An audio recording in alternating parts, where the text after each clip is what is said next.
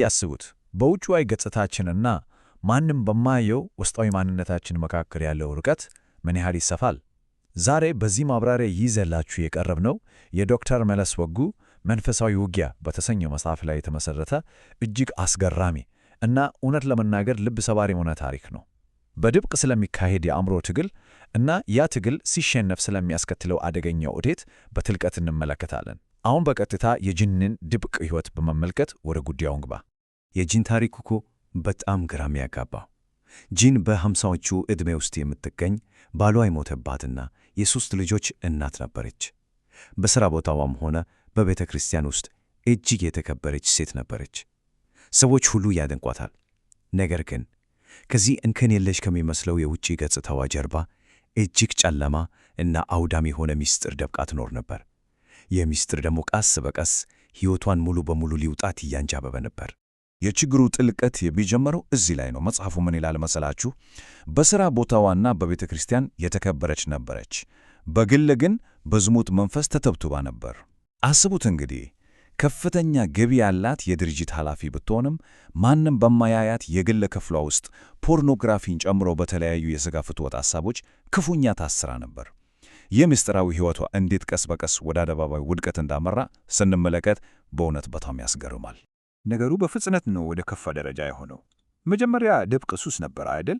ከዚያም ይሄ በአእምሮ የጀመረ ድብቅ ሐሳብ አድጎ ትዳር ካለው አንድ ባለሥልጣን ዳኛ ጋር ወደ ምስጢራዊ ግንኙነት አመራ እና መጨረሻው ምን ሆነ? የዳኛው ሚስት ባደረገችው ክትትል ጉዳዩ አደባባይ ወጣ፣ ፍርድ ቤትም ደረሰ። የዚህ ሁሉ ውጤት የተከበረችው ጂን ሥራዋን አጣች፣ እንዲሁም በቤተ ክርስቲያን ከኅብረት እንድትለይ ከባድ ቅጣት ተላለፈባት። የምስጢራዊ ሕይወት ዋጋ እጅግ በጣም ከባድ ነው። እመኑኝ፣ ጂን ያጣቸው ሥራዋንና ገቢዋን ብቻ እኮ አይደለም፣ የልጆቿን መተማመን እና የሰዎችን አክብሮት ጭምር ነው። በቃ ሙሉ በሙሉ ገጽታዋ ተበላሸ። በውስጧ ያላስቆመችውና ማንም አያየኝም ብላ ያሳደገችው ጽንስ ውጫዊ ዓለሟን ሙሉ በሙሉ አፈረሰው። ይህ የሚያሳየን ትልቅ እውነት አለ። በአእምሮ ውስጥ የሚደረግ ጦርነት መቼም ቢሆን በድብቅ ብቻ እንደማይቀር ነው። አንድ ቀን መፈንዳቱ አይቀር። ወደ ዶክተር መለስ ወጉ መንፈሳዊ ውጊያ መጽሐፍ ስንመጣ የሽፋን ምስሉ ራሱ የችግሩን አስኳል በደንብ ያሳየናል። ዋናው ጦርነት ያለው የት ነው? አዎ አእምሮ ላይ ነው። የጂን ውድቀት እኮ ድንገተኛ አልነበረም። በሥራ ቦታዋ ወይም በፍርድ ቤት የተጀመረ አይደለም። ይልቁንም ማንም በማያየው አእምሮዋ ውስጥ ሲካሄድ የነበረውን የማይታይ ውጊያው በመሸነፏ የመጣ ውጤት ነው። ታዲያ ይሄ መንፈሳዊ ውጊያ የምንለው ነገር ምንድን ነው? በአጭሩ በሐሳባችን፣ በውስጣዊ ፍላጎታችን እና በመጨረሻም በድርጊታችን ላይ የበላይነትን ለመያዝ የሚደረግ የማያቋርጥ ትግል ነው። መጽሐፉ በግልጽ እንደሚያስቀምጡ ጠላት አካላችንን ከመማረኩ በፊት መጀመሪያ ኢላማን የሚያደርገው አእምሮአችንን ነው። አእምሮ ከተሸነፈ በቃ አካልና ተግባር መከተሉ አይቀርም። የጦር ሜዳው የራሳችን ጭንቅላት ነው። ከመጽሐፉ የምናገኘው አንዱ ትልቅ ማስጠንቀቂያ እንዲህ ይላል። ሰይጣን አእምሮን ለመማረክ በመጀመሪያ የሥጋ ፍትወትን ይጠቀማል።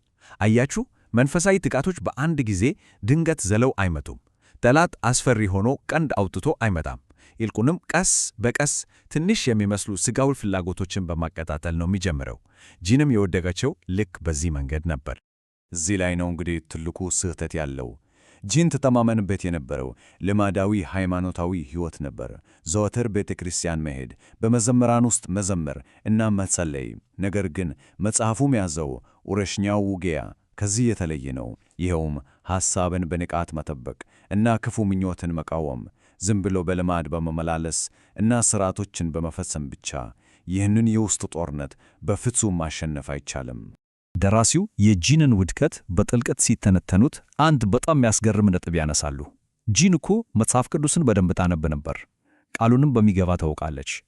ነገር ግን ቃሉን ወደ እውነተኛ የዕለት ተዕለት ውጊያዋ አልቀየረችውም። ቃሉን ማንበብ ብቻውን በቂ አይደለም።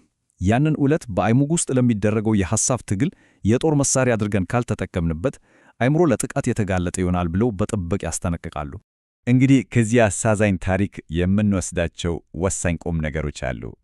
አንደኛ፣ እውነተኛ ጥበብ ማለት ቃሉን ማወቅ ብቻ ሳይሆን በተግባር መኖር ነው። ሁለተኛ፣ ሥጋዊ ፍላጎቶችን በዝምታ ማለፍ አንችልም። የዘወትር ንቁ ተቃውሞ ያስፈልገናል። ሦስተኛው እና በጣም ከባዱ ነጥብ ደግሞ ይህን የውስጥ ጦርነት የትኛውን ጓደኛ ወይም መሪ ሊዋጋልን አይችልም። ኃላፊነቱ 100% የራሳችን ነው። ስለዚህ ጠላት አእምሮን እንዴት እንደሚያታልል ስልጡኑን ማወቅ የግድ ይለናል። እሺ፣ ታዲያ ተግባራዊ መፍትሄው ምንድን ነው? በመጽሐፉ ላይ 4 ዋና ዋና እርምጃዎች ተቀምጠዋል።